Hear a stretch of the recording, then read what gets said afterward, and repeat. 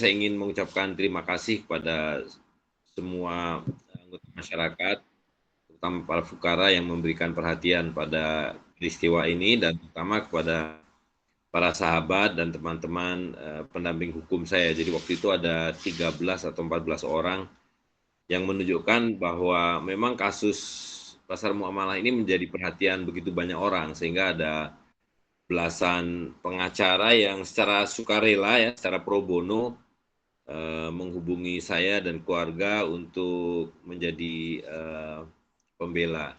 Jadi ada Bang Magdir Ismail, ada Bang Al-Ghifari, Aksa, kemudian ada Mas Erlangga, kemudian ada Mas Dodi, Mas Aslam, dan banyak lagi yang mungkin tidak bisa kita sebut satu persatu ya. Jadi sekali lagi terima kasih. Dan juga perlu diapresiasi lah sikap hakim, majelis hakim yang diketuai oleh Pak Fauzi SH, ini orang dari Sumeneb, yang bahkan beliau mengatakan dalam beberapa kali sidang itu, karena kasus pasar muamalah ini dia jadi ngaji kembali. Dia untuk mempelajari ini dan untuk tidak salah mengambil langkah. Dan alhamdulillah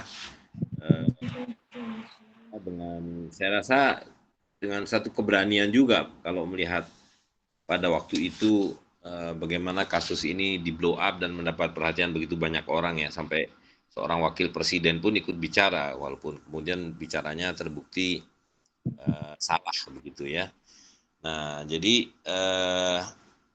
apa yang kita lihat selama proses peradilan itu sendiri, nampak bahwa dari sejak proses penyidikan, atau harusnya kan melalui penyelidikan, tapi nampaknya memang tidak lazim juga ya, tidak. Jadi kalau kita lihat prosesnya pun banyak kejanggalan, itu sampai kemudian dakwaan sebelum kemudian sampai pada keputusan, itu pasal yang digunakan berubah-ubah gitu. Padahal itu secara hukum acara nggak bisa itu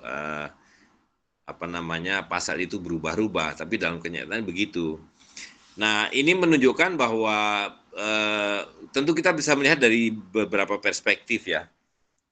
Dari perspektif hukum positif, nampak bahwa memang masalah dinar dan dirham itu tidak ada satupun pasal yang terkait yang bisa memberikan ancaman pidana begitu ya. Nah, jadi ini menunjukkan bahwa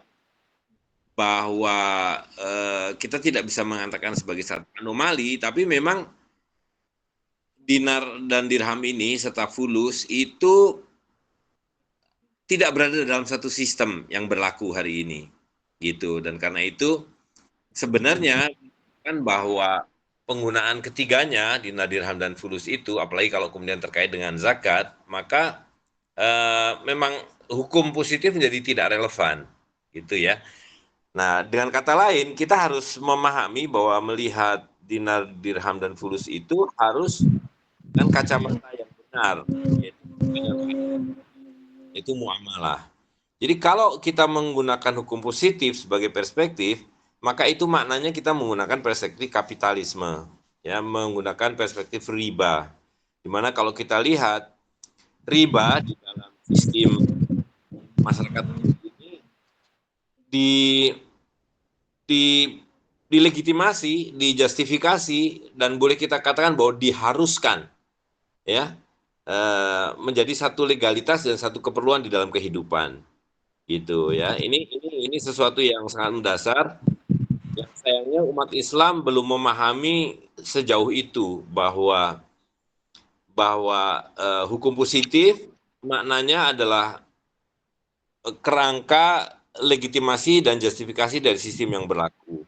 Dan yang berlaku hari ini adalah riba. Dengan kata lain, di zaman kita hidup inilah riba yang haram itu menjadi halal, ya, dan bahkan menjadi satu keharusan begitu. Yang tanpa riba maka kehidupan ini nggak berjalan. Nah, itu sebabnya semua yang kemudian menentang riba seolah-olah berkesan dan bisa dianggap sebagai menentang pemerintahan negara yang sedang berjalan ini. Nah, ini tentu sesuatu yang dari kacamata kehidupan fitrah menjadi anti fitrah gitu. Ya, karena riba adalah against nature, jadi riba adalah anti fitrah, dan karena itu sesuatu yang anti riba justru dianggap melawan atau ya melawan fitrah begitu ya. Nah, jadi itu yang perlu kita pahami secara mendasar bahwa vonis bebas itu membuktikan bahwa penggunaan dinar, dirham, dan fulus yang tidak lain adalah bagian dari kehidupan fitrah, karena menggunakan dinar, dirham, dan fulus itu tidak berbeda dengan ketika kita mengonsumsi atau menggunakan kentang atau ayam atau daging atau komoditi apapun. Nah, hanya di dalam hal emas, perak, dan tembaga itu mempunyai spesifikasi yang lebih khusus yang digunakan sebagai alat tukar dengan syarat-syarat tertentu.